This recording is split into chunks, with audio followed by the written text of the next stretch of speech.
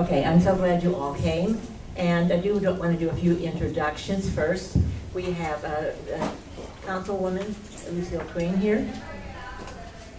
There she is. Okay. And then we have Acting Police Chief Harvey. And we have our lieutenant. I have our lieutenant for over here. Take three. And we have Sandra Saggers over here. And we have, I'm sorry, I didn't see you there. Council member Vanderbilt.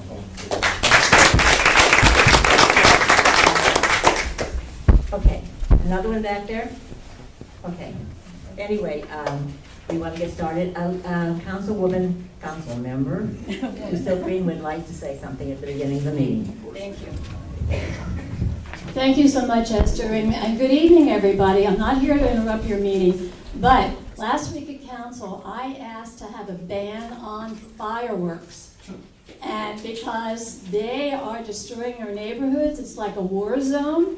And it's not just the day of 4th of July, it's a few days before and a few days after. The initial intent for selling safe and sane fireworks was because we thought it was going to help our nonprofits. But it's become a cover for illegal fireworks. So I want to ban fireworks, and I'm asking each and every one of you to help me by calling City Hall and saying, I support Lucille Kring's ban. On Disneyland. Well, Disneyland, I don't run Disneyland. I don't own Disneyland. The people like Disneyland. They pollute the air. You know, if you every night. eliminated Disneyland fireworks, it's like apple pie and the flag. We're not doing that. We are going to ban the fireworks in Anaheim, so can I get your 100% support? No. No.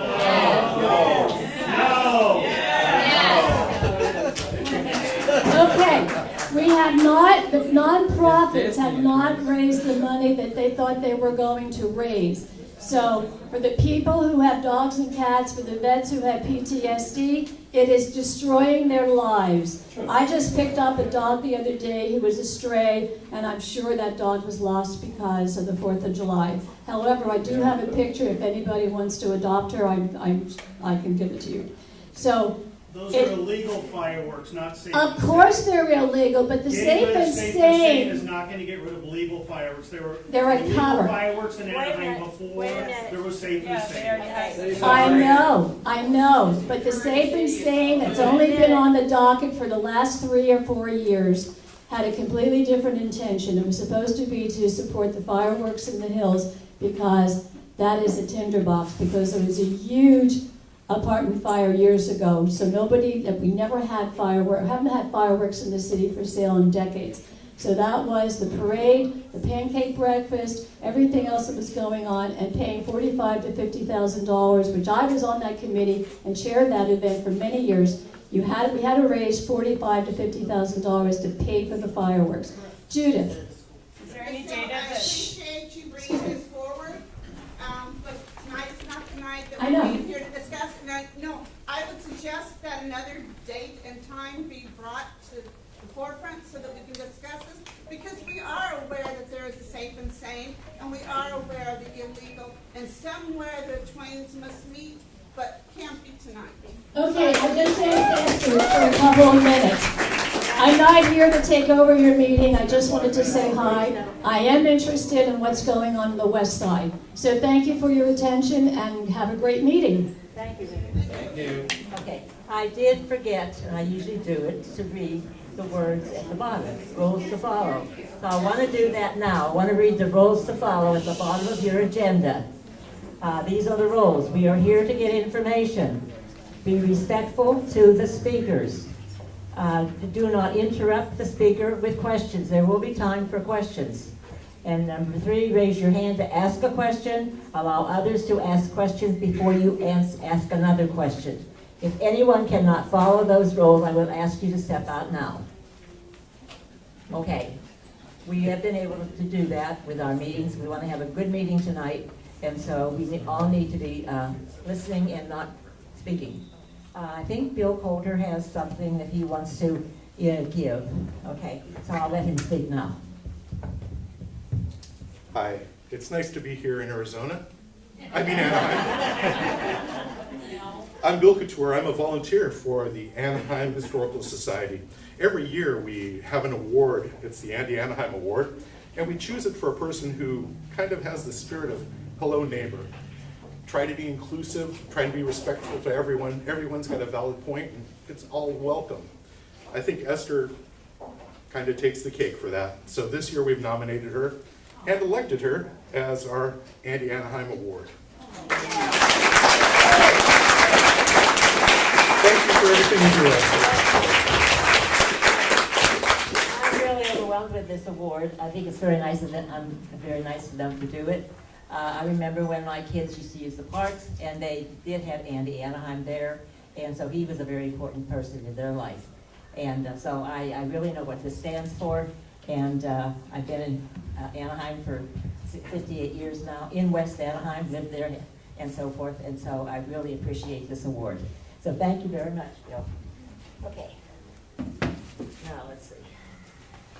A lot of us have been wondering what's going on with the police department in Anaheim.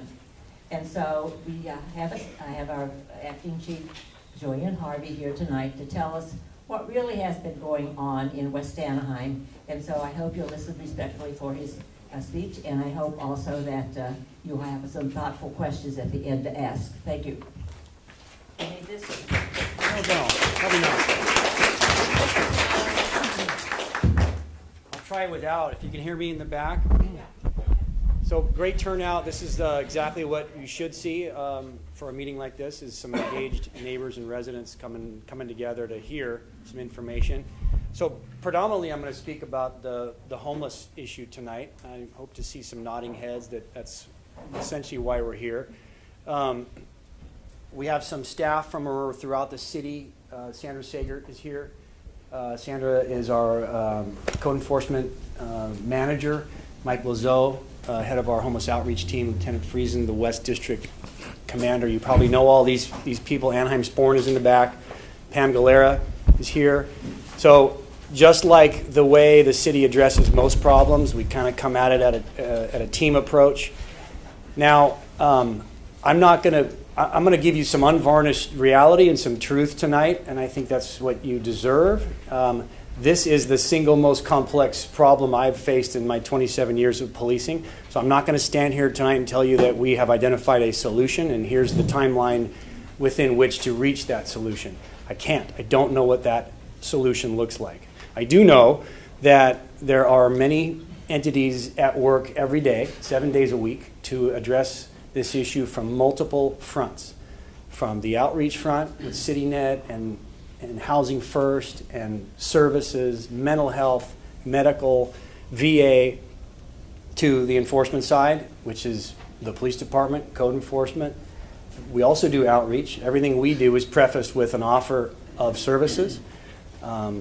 We often go out in partnership with our service providers, shoulder to shoulder.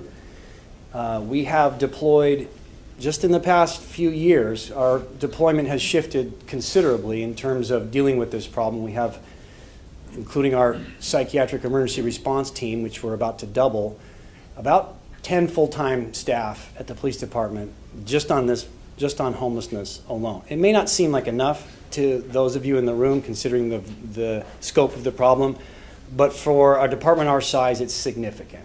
And those are dedicated 100% of the time to this issue. It doesn't include patrol, the calls for service, or community policing, or vice, or whatever other unit we might be talking about. So the scope of the problem in Anaheim, about 15,000 calls for service a year, directly related to or some involvement with homelessness. That's significant. Each one of those calls takes about 35 minutes on average to handle, and it's 2 officers per call. So 2 officers per call for 35 minutes times 15,000 in a year. And that's a staggering number. Now, on top of that, I want you all to know that the majority of those calls don't have a resolution or a simple resolution. It's not as though the problem is solved on that. It's sometimes moved down the road, or it's temporarily suspended, or it's made better, it's mitigated.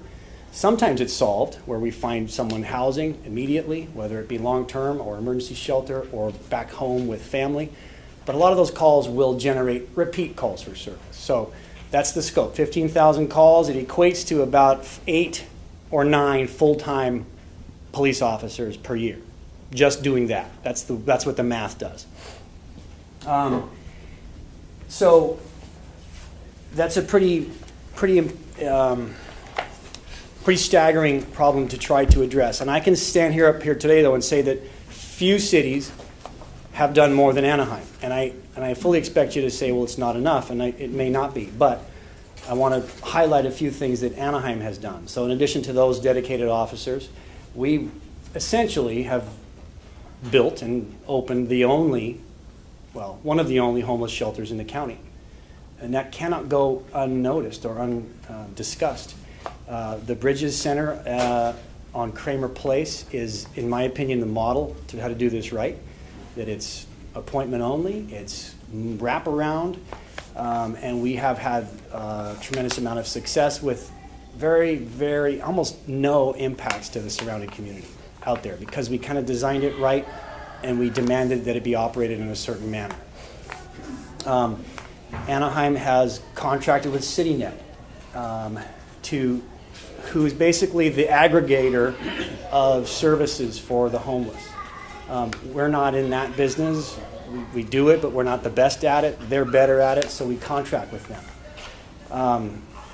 We have we're about to have 2 psychiatric emergency response teams. So right now we have 1 clinician that rolls around with our officers every day. 2 officers assigned. They just handle calls involving people who are in mental distress or might be in need of psychiatric services.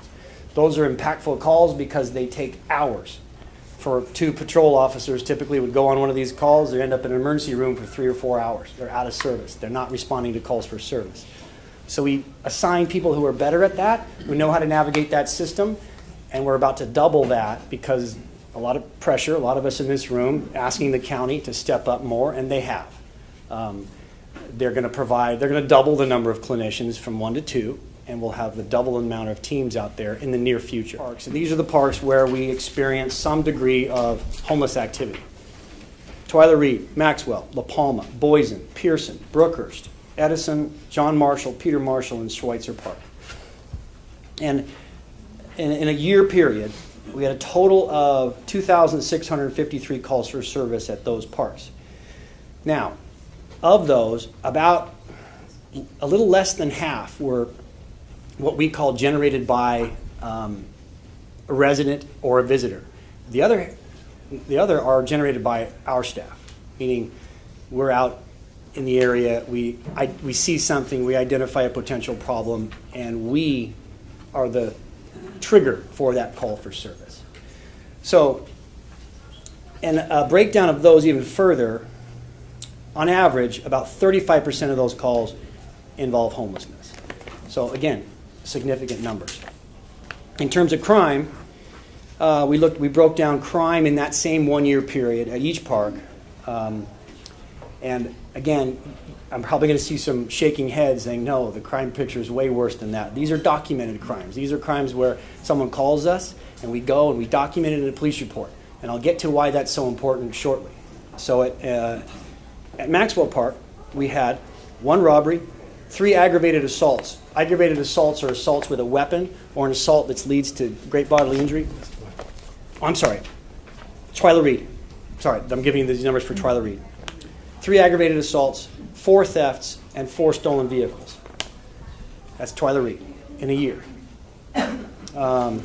Now, those are what we call Part 1 kind of status offenses. Those are the ones we have to report to the FBI. Those are the biggies that every police department in the country is tasked with keeping tabs on, and they report those every year to the FBI. The other category of crimes are Part 2 crimes. Those are narcotics offenses, vandalism, fraud, embezzlement. And those we had, let's see here, 2 simple assaults, 12 narcotics violations, and 12 other Part 2 crimes for a total of 19 crimes at Twyla Reed itself in a year. Maxwell, 1 robbery, 5 thefts, 2 stolen vehicles. That's in that priority one, part 1 category. And then we had a 1 assault, 2 frauds, a vandalism, 3 weapons violations, 12 narcotics, and 20 other, for a total of 47. And I'm not going to go through every one of them. Now, is that every crime that occurred? No, not even close. Crime is underreported in every jurisdiction across the country. Not every crime is reported. Now, our reporting rates are fairly consistent, so we can kind of measure over time.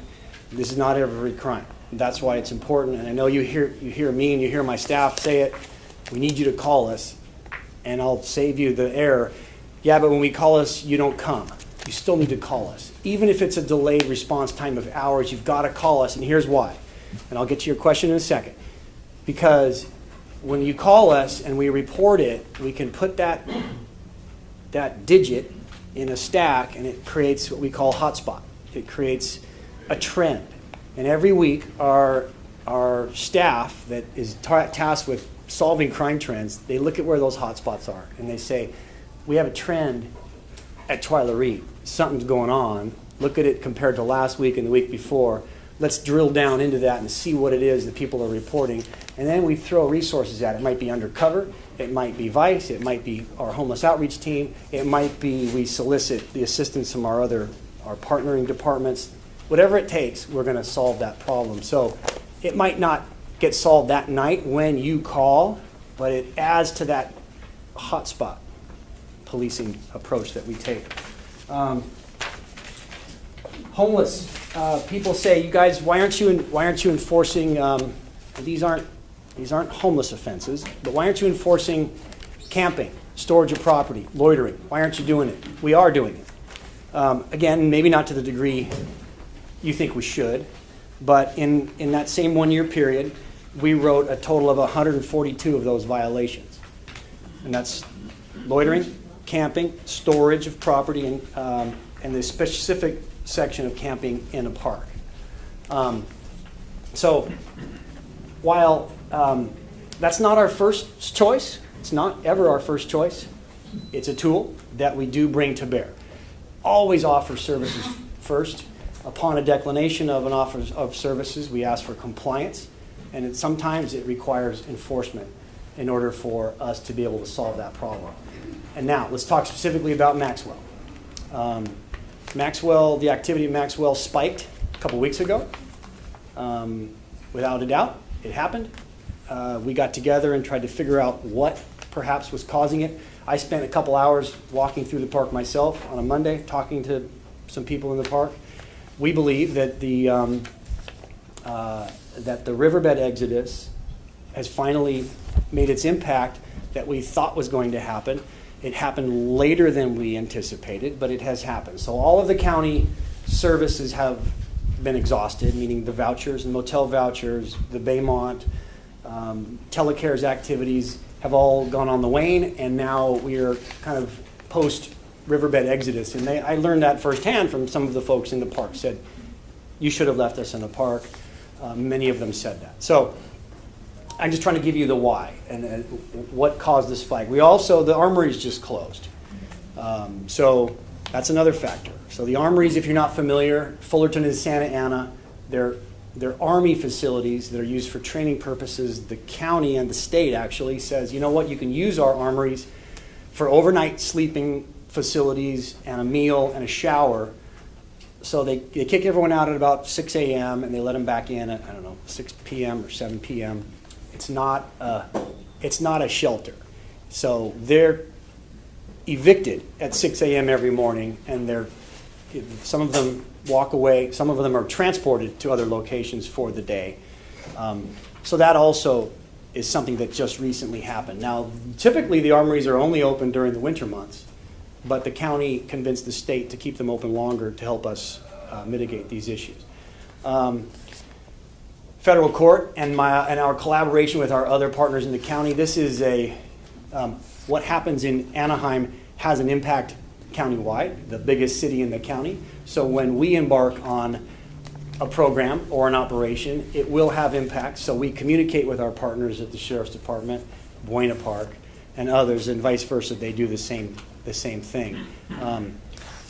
We meet regularly and talk about best practices. Again, like I said, I don't want to stand up here and tell you that, 2019 we're going to end homelessness in Anaheim. Not going to happen, but we are working toward. That is the ultimate goal. With that, I think we touched on most parks and the cameras in the parks. 3 parks are wired for cameras. It took longer than I wanted to, but they've been up and running for many, many months now. Twyla Reed, Maxwell, and Brookhurst are not every square inch is captured, but those parks are we call them overt. That they are basically recording public spaces, and we are about to assign a full-time employee to monitor those cameras. Not going to be 24/7, I'll tell you right now, but time permitting, that employee will be monitoring those in order to solve problems. Lieutenant Friesen had one today. The camera, they're watching it, and someone was injecting narcotics, and they used the speaker to get the activity to stop. And on the narcotics front, I want you to all of a sudden understand, I told you about a lot of those loitering and camping sections. We're also enforcing the penal code. I don't want that to go unnoticed. So the health and safety code involving narcotics, or if you're drinking in the park, open containers, fighting, assaults, a lot of different things. And so we're focusing on behavior. We're not focusing on lifestyle. We're focusing on behavior. Sandra is going to talk at some point tonight about our oversized vehicle ordinance, which was passed. It's a big step for the city. We were one of the only few remaining cities that didn't have an ordinance of that type, so now we have an additional tool in that regard. So you had a hand. Yeah, I had a question, because we know there's already laws against, against criminal activity or criminal actions, What I was going to say, and you kind of said, attitude and stuff like that, to what I'm trying to say, my question is homelessness a crime? No. The status of being homeless is not a crime. What we focus on is behavior. Right. And behavior in public spaces specifically. So the laws I'm talking about are public spaces, streets, sidewalks, parks, need to be used for their intended use. They need to be made available for their intended use. And when people cannot use those spaces, whether it be to walk or to recreate, because of activity of others, that's what I'm talking about. I'm not talking about the state of homelessness. You were next. Hi. My name's Sheena Inocente, and I'm a social worker. First of all, congratulations, Esther. Thank you. Very cool to be here tonight and see that. Thank you for sharing all the stats, because I'm also a research nerd, and I'm not shocked to hear that the demand for psychiatric services and the need for for officers to be out there has increased, because we've had so many cuts to services that take care of people who make below the average median income. And I've worked here in Orange County for Illumination Foundation, for Veterans First, for Giving Children Hope, and I've also worked for a private rehab. It's called Sovereign Health. So I have a lot of experience in working with individuals who are at great risk for homelessness and housing instability. And as a personal self-disclosure, I myself had a father who became disabled at the age of 30 unexpectedly with no retirement saved, and we had to live off his SSI. And with a single dad on SSI, there was really no housing safe and stable for us here in Orange County. So a lot of times we were in overcrowded situations or in slum conditions where we didn't have plumbing, because landlords take advantage, because there's 10 low-income families competing for one unit. And the need for psychiatric services has increased greatly in our schools too. There are some schools here in Anaheim that have 220 students homeless. At Esther Walker, at Jonas Stock, there's 304 students who are homeless. At Robert M. Piles, there's 257 students who are homeless. And these numbers are just increasing because there's no housing vouchers, and there's no rental assistance, and there's no incentives for landlords to accept those, even if there were. So are we going to, business is good for you and me, because there's an increasing demand for social workers and an increasing demand for police officers.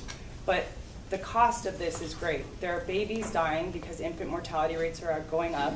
Mothers are participating in sex work, so that's what happened in LA too. When they cut welfare, we saw a direct increase with prostitution rates among single mothers.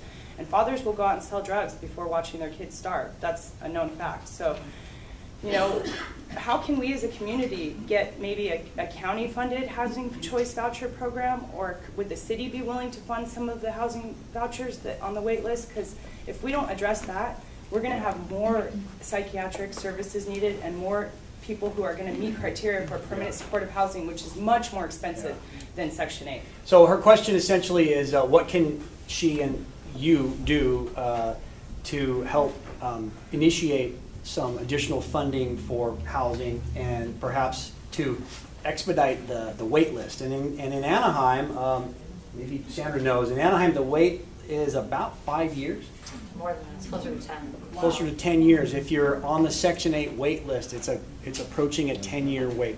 Now, so some of the questions you're asking me are, I cannot answer. I don't have the answer. I do encourage you to attend the Board of Supervisors meetings. That a lot of the responsibility for providing assistance and treatment for the mentally ill falls on the county. It does. But it's going up well, because of this. and I'm just, 1 second. So they get funneled through the state to the county for that very purpose. And so that's the leverage that I use. Hey, we need another clinician at the county level to come help us. And they're either going to have a caseload where they're working in Santa Ana in a centralized location, or they're going to go out into the field, which is my preference. They come out with us and they manage a caseload that is manageable and that we can knock on those doors. So I'll tell you right now, we're facing an epidemic in this city. Every single day my officers are engaged in a confrontation with someone who is in mental crisis. And it is a problem that the best way to address is through prevention. So if a clinician or someone that knows more of what they're doing knocks on that person's door a week prior, talks to family, how are you doing? Oh, you're on your medication. When was the last time you checked in with your physician? We might be able to prevent those. But I'm telling you right now. Causes PTSD. I can address, there was a bill that was just passed. It started off called the Big 11. Those are the 11 top cities in the state. It was the Big 10, but Santa Ana ended up getting bumped to 11, so they wanted to join in, so we ended up calling the Big 11. So we are receiving funding straight from the state. That bill, those 11 cities went to the state to lobby for direct funding, because a lot of the funding goes directly to the counties, and we don't get it. We don't get all of it. And so what this bill is, we're going to get direct funding for homelessness. Right now it's looking at $3.5 million. So we're going to be looking at housing and other services that we can provide directly to Anaheim. So rental. So there'll be more information coming on how we can take money directly from the state for Anaheim. So the current shelter system is broken, and we have families and individuals who've been in the shelter system for a year, because in order to get rapid rehousing, which is a short-term subsidy that we do have more availability for than Section 8, you have to make 4 times what the cost of your housing is. And so we actually are sometimes sending money back out of this because we can't identify enough people in the shelters who meet that criteria. There could be more collaboration with the schools to get the McKinney-Vento families maybe to get that money. But right now, what do we do about people getting stuck in the shelters for a year? Like Bridges might be a model if there was housing, but it's not, because I know of for sure clients that have been there for That's why almost we a year. need funding directly from the state for us. So that's one step in the right direction, but we need to get to some other questions, but that's how we're going to address it here. Mark. Is get our own money. Ms. Sager just mentioned the state. This is such a colossal disaster which is man-made. The homeless situation should have been handled many years ago, but our government, state, federal, even the county here, I would leave the city of Anaheim out of it because it's not really in their structure to be handling a situation this colossal. This is a great disaster, and government is an inept institution that will not solve this situation, or it would have been solved years ago. Another question? I just wanted to mention I'm on a school board. I just wanted to mention I am on a school board for Magnolia School District. And homelessness is defined a little different in the schools. It means that they are not living in their own house. They're living with another family. I don't agree with it being defined differently. I think they should be included in the point in time count. Yeah, well, I'm just saying. Yeah, I understand that. And they It's also totally wrong. are in motels. I know. Yeah. It's not safe for child development. No. Some babies don't crawl because their mothers won't even set them down. Okay. I agree. Okay. Next one. Janine. About Maxwell Park, and we can lump Twyla Reed in there too. I'm gonna assume that those two parks have a history of criminal activity. That's why they were chosen as some of the parks to participate in the camera system, is that correct? That was one factor. Okay, so the numbers that you quoted on the crime, is that a big uptick from a history? The history of the numbers? So it's stable. I'd have to look historically. I wanted to give everyone a picture of the reported crime. It may not be what people think it is. Right, but I'm just saying that there hasn't been a big increase since the riverbed was cleared from the history of the park's criminal activity. Reported crimes. Now, if you're to say criminal activity, the camping and storage of property, those are crimes. So that would qualify as criminal activity, and that has spiked in the last couple of weeks. I'm telling you, part 1 and part 2 crimes is what I gave you statistics So as far as the criminal activity, though, let's say storage of belongings, how do you differentiate between the homeless person who has their belongings and the people who are having a 50-person party there who are spread out for a quarter? Yeah, so we look at things like, do you have bedding there? Do you have luggage? Do you have cooking utensils and equipment? Do you have a lot of things that you would use and or need to basically carry on and live in the park? So we look for those accoutrements, if you will. And there's a laundry list of what those are. So those are the things we look for. And you do this long enough, you learn the difference between that and perhaps an afternoon party in the park. So, sir. So you mentioned that the activity spiked in the Maxwell Park area a couple of weeks ago. Yeah. And from my observation, people were camping right on the sidewalk, right next to the fire station. Yeah. They'd be there at night, Yeah. and that was getting exponentially worse. And then all of a sudden, they're not camping there anymore. So I presume the police did something. What did you guys do? And when will they be coming back? So Yes, the police did something, and the police are continuing to do something. We focus on where the greatest impacts are, the greatest impacts to people's ability to use public spaces for their intended use. And we will continue to do that and prioritize our limited resources where they're most in need. So it is, in some degree, we are squeezing the balloon, however, and everyone needs to understand that if we make an operation in one area, there's a likelihood that some of those individuals will get pushed elsewhere. And then we'll be dealing with secondary issues there. Craig? You have to realize a lot of the enforcement that we do is at the level of an infraction or a low-level misdemeanor, right? So even the enforcement that we do is not going to result in even a short-term, let alone long-term jail stay for someone that is offending whatever code that we're enforcing. So a lot of the times what happens is our officers issue citations. If we have a chance legally to bring them to our jail and book them into custody, we do that. If they have identification and they don't meet the criteria for booking, they're issued a citation and released at the scene. So while we're doing enforcement, sometimes we are moving the problem but not removing it. Right. Ma'am. Are there laws or codes about panhandling? And Yeah. Every time I go to a gas station or a local grocery store, or when I get off the freeway on Magnolia, there's always someone asking for money. So I wanted you to talk about that. And related to that question, what are other cities doing, like Glen Park, where I can go shopping there, I can put gas there, and I don't have the same problem?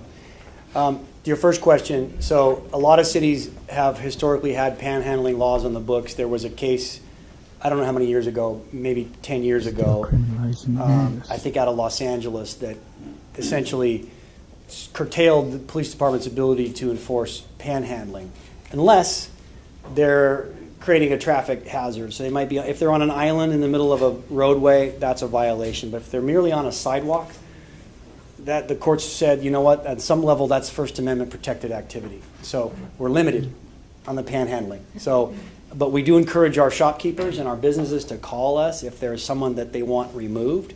If someone is trespassing and they want them removed from private property, the business owner needs to call us. We will come and ask that person to leave. On the city code books, there is aggressive panhandling. So there are certain codes that if they are aggressively panhandling and disrupting you, so we did that at Stater Brothers and a couple other facilities that contacted us because they are aggressively coming at the customers, which is different than just standing there requesting money. And to answer your question on why there's a lot of panhandling around is because people give them money. So they're going to panhandle where they're getting money. And I work with my colleagues in Buena Park, Chief Sainez, we talk regularly. They are experiencing issues involving homelessness as well. And I'm not sure about your experiences at those shopping centers. I wish I could comment on that. Sir? Yes, I'd like to know why is it that today the people are so dissatisfied with the police actions, with the response time, with the care and attention that they give to the neighborhoods, you emphasizing the homelessness, you emphasizing the parks, but you're not talking about the neighborhoods, the streets, and the satisfying the people. Quick response, for instance. I can answer that actually. I can tell you that our response times are down considerably since this time a year ago. Our response times are down 15% to priority 1 calls. So that's over a minute. So our response times used to be in the 8-minute, 45-second range. On average for priority 1 response times, they're down in the 7:30. So we're actually doing a better job because we put more officers in patrol and we've modified the way we dispatch calls so it's more geographically based. So they'll handle a call closer to their geographic location sequentially instead of driving too far away. So we put a couple of things in place and response times are down. Crime, I'll talk about crime. These are things that affect neighborhoods. Crime over the last 5 years is down overall. And the numbers in Anaheim are down to a greater degree than the county at large. So our reductions are more impressive than the county at large. And I'm not telling you these things. Statistics. That's You're not talking about actual, that you know, we used to get these reports, and we used to know for sure what specifically was happening for the previous month at Battery Park. We don't see that. We don't hear that. Sir, I can counter that with our police department and our city departments have meetings for both council districts on a, I want to say, quarterly basis. The last 2 that I've attended have had more city staff than residents at those meetings. I will say this right in front of my chief. I don't know, as a police department, what else we can do sometimes to engage with the community. We go out, we have a shooting, we go out to the community, we talk about the shooting, and we let the people know. We host community meetings, we encourage people to have neighborhood watch meetings. A lot of this is the first time I've seen this room packed, and I've been in this job for about a year and a half. Right? This is the way this meeting should be. So a lot of it is we're asked to do a lot of things, but when we show up to a community meeting with more city staff than residents, I don't know how we can address problems if we aren't made aware of those problems. I use statistics because it's one of the tools, one of the more effective tools that I have to look at facts, to look at actual statistics, to know how to deploy personnel. So we've been able to reduce gang-related aggravated assaults, which is the one thing we have the greatest impact on, by 53% over 5 years. So gang crime is way down. And if you want to talk about neighborhood safety, there's nothing worse than a gang problem in a neighborhood.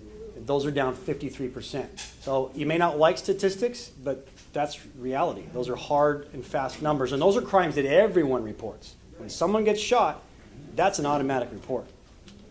Sir. So I want to return to the issue of whether or not homelessness is a crime.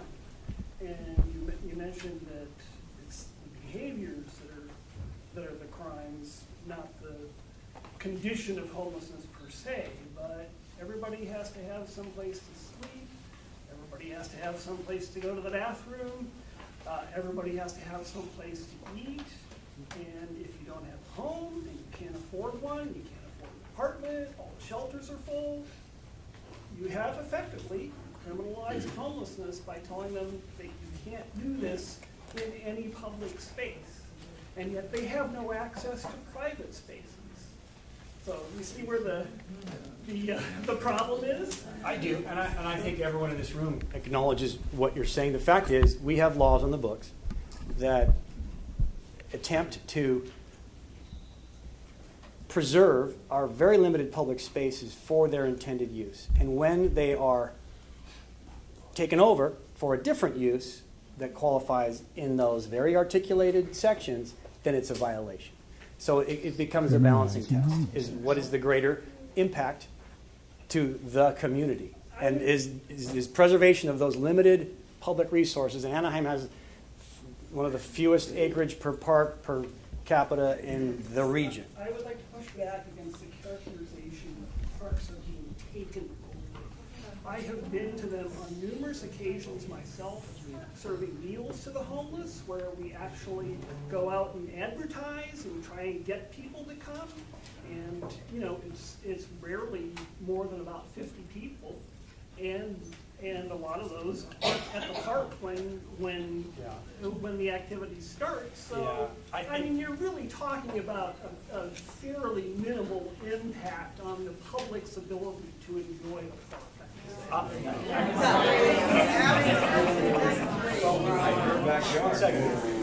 So we don't have the time for a debate on this topic. It could go on for quite some time. But I can tell you that I have fellow city departments that are having difficulty actually getting work done in the parks.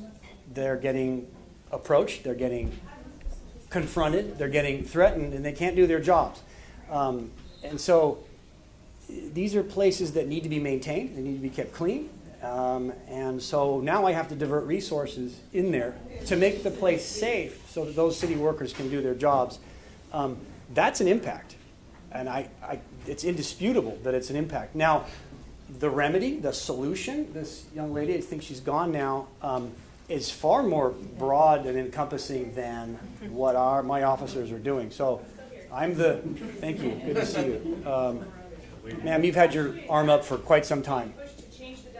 No, 1 second. What exactly is loitering these days?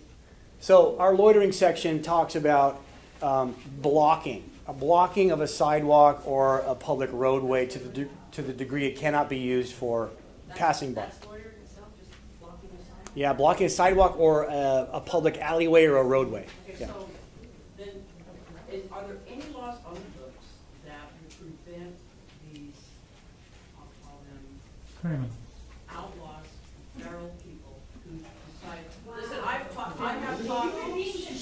You know what, excuse me, I have spoken. I'm not going to tolerate that kind of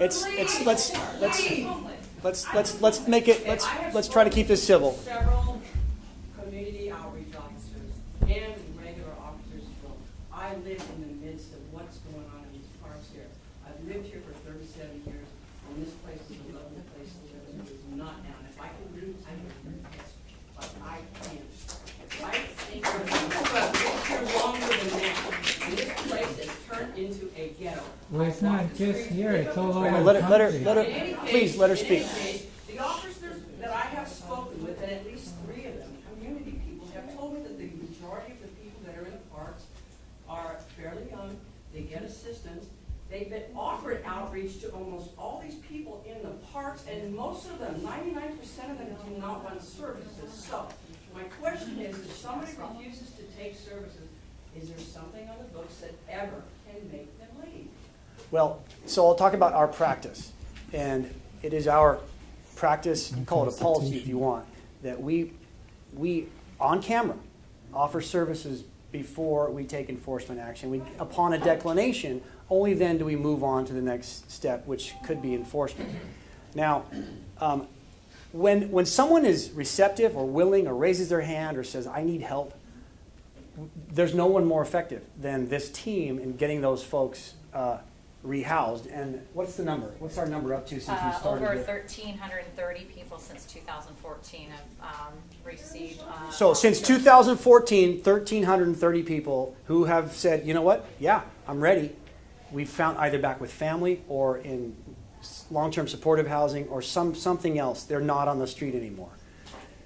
Those are the easy ones. And so you're right. The folks you see, the majority of the folks you see in the parks are service resistant. They are the more intransigent group. That's a fact. So, but simply because they have declined numerous times is not in and of itself a violation. So we need behaviors. We need. But there's nothing that can make them leave, right? If they're not violating laws. If they're not violating a law, no. All day long Yeah. because there's nothing that prevents them there, right? I understand that. Believe me, I understand it. And I have a heart for them too. Yeah, they need squatty potties or something because you know what? I can't eliminate on demand and they can't either. So, you know, find something for them because they're not leaving. Ma'am, in the back, in the white. Okay, I work for social services, so I work with homeless, GR, and police family. But I also understand, because I live by the park, I understand the mental health issues that we're having with our community. And the majority of the people that are out on the street with all of the trash and everything, the reason they have all that trash is because they have mental issues where they collect things and they can't let go. So it's a mental health issue. The county is trying to move to do some more mental health issues. They're trying to open a hospital again like we used to have a long time ago.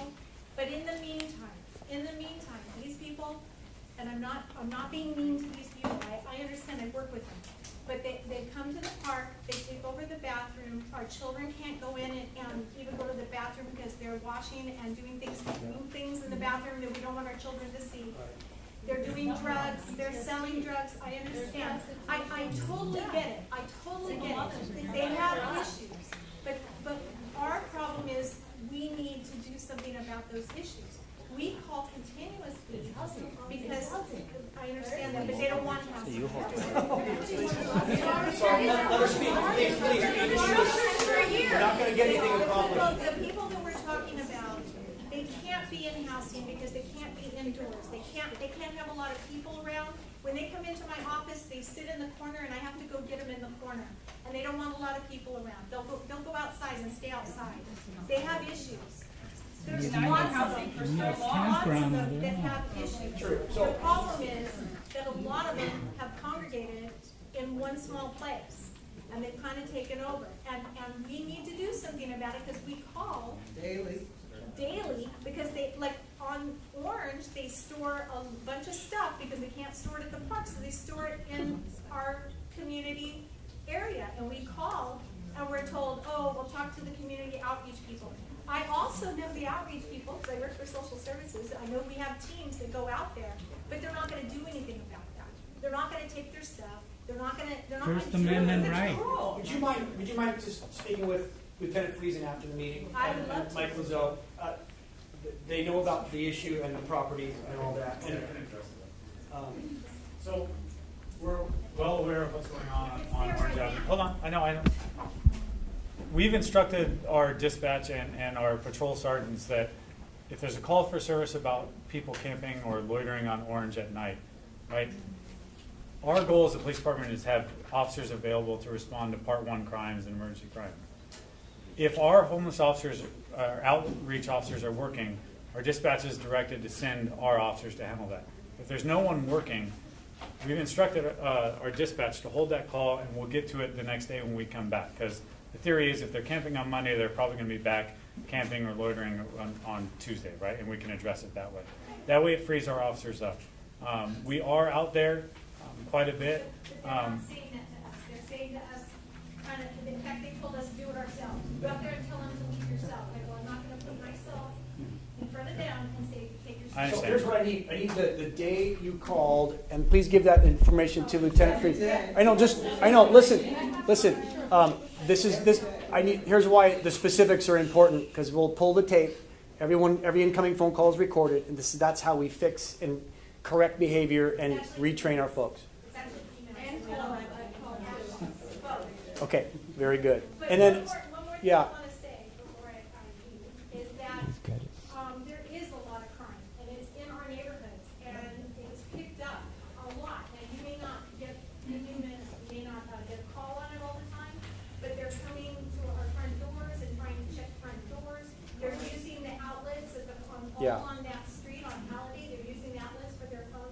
Yeah. And then just kind of checking out around the corner to see if anybody's home. They're behind me, over by the duplexes, they're storing stuff over there and doing stuff late at night that I don't want to hear. And it's bad. Property crime, you're right. You're right. Property crime in the area around Maxwell Park, we have seen an increase in property crime. That's factual. You said there wasn't, but there is.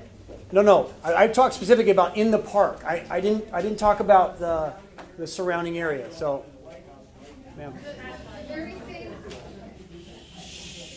issue she's discussing, I've called about that like 10 times in the last 3 months.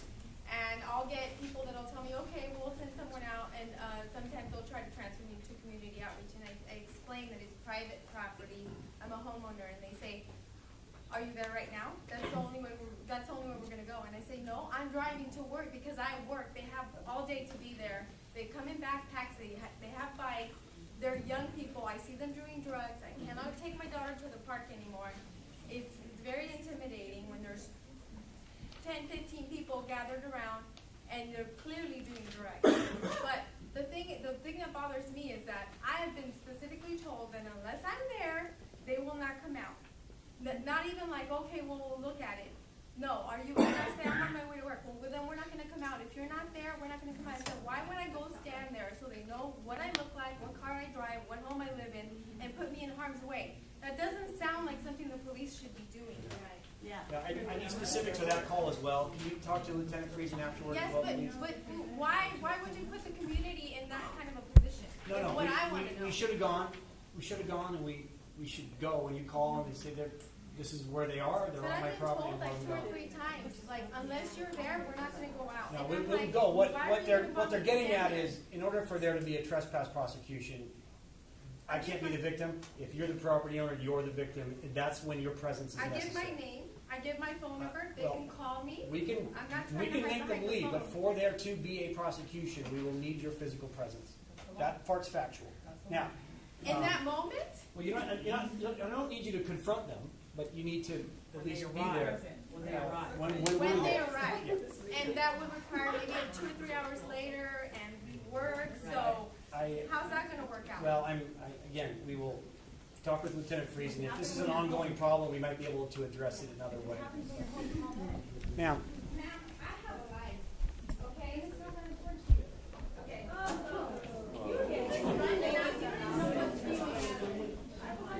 I live by Marshall Park. Excuse me, you have your turn.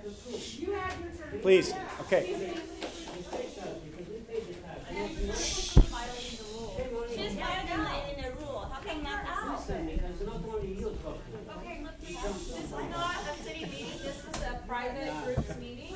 So let's show respect to the group that's not. That's not what this is about. We're talking about all kinds of Okay, stuff. okay, now so you can hear the next question. Yeah. Okay, so we live right by Peter Marshall Park. Our home is in that neighborhood.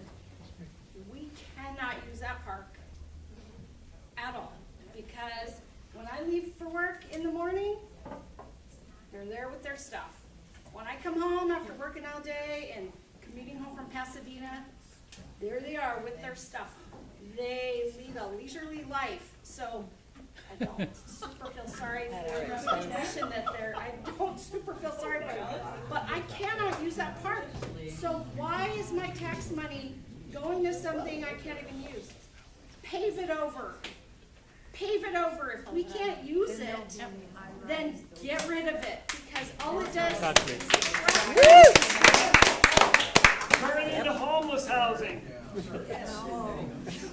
I want to change gears here. We know that the Kramer facility, the 200 beds, just scratches the surface. What efforts being made to open up other shelters? Yeah, that's a good question. His question was, Kramer's 200 beds, that's only scratching the surface.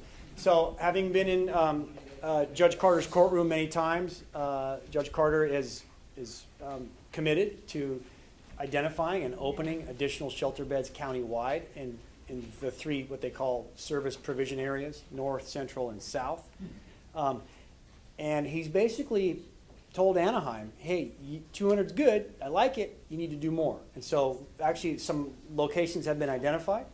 To the city council's credit and to our staff's credit, We've identified specific properties, specific parcels, where hopefully additional resources will open. And those will include, I forget who asked, who talked, you did, ma'am, about the specific needs that this population has. Many of them are suffering from mental illness, so these facilities have to have space for that, special space, maybe some more private areas, wraparound services there. So it's not a turnkey next week kind of thing. It's a long-term goal. Give me a timeline. Oh, boy. I'd say you'll see, I can only speak for Anaheim. But I anticipate that within 12 months, there'll be another number of beds made available for this population. And what that does is it's almost like a pressure relief valve for us. It's some of the people in Peter Marshall won't be there any longer because sometimes it takes 10, 12 contacts. There was a guy on the bus bench right there whom I was very familiar with. So it took a year and a half, and he finally said, I'm ready. And he's been sober at Bridges for 6 months. So you can't stop. You can't just give up. And so that's why, even though it's only 200 beds, you kind of solve it one case at a time. I'm sorry, ma'am. Over the last couple of months, we've noticed more criminal activity in our neighborhood. We're in the Four Corners area, which is the southwestmost part of Anaheim.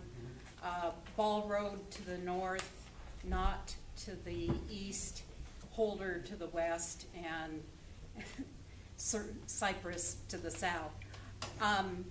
And I thought I had heard or read that you guys had a major enforcement effort in the last couple of months. And so I was like, aha, that's why they're coming into our neighborhood. They're running away or getting out of where you guys are enforcing.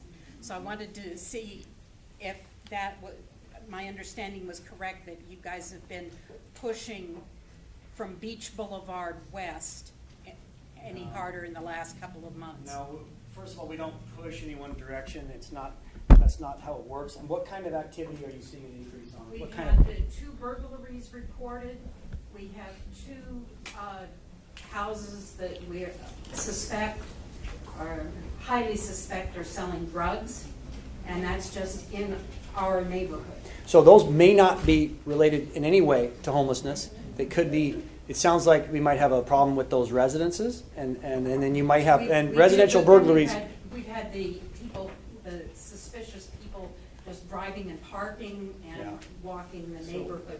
So they truly, I agree, they don't look homeless. Right. But I'm not here necessarily just totally on the homeless issue. Right. I'm here because of the crime. That's good. I'm glad you're here. But it doesn't sound like that could be related to homelessness. But we're just talking about our increase in enforcement at Maxwell is factual, and that's in the last couple weeks. And our goals with enforcement are, my instructions to the homeless outreach team is, outreach has always got to be first, right? We want to make that first contact and offer outreach to hopefully solve that problem through means that are outside of the police department, right? After that, outreach has 2 goals. It's compliance first, and then hopefully driving them towards outreach second, right? So our outreach is always first, but if we have to and can use enforcement to encourage compliance, then that's what we do. And then we also use enforcement to encourage compliance with or acceptance of outreach. Sometimes it's accepted, like the example of the person at the park that we contacted probably 40, 50 times and have sponsored into rehab and helped into shelters. That's an ongoing project, right? A lot of these things are not going to be solved by the police department, but we're hearing, we go to where we get the complaints, right? And I think our statistics mirror that, where the calls that we get mirror the calls that our officers generate.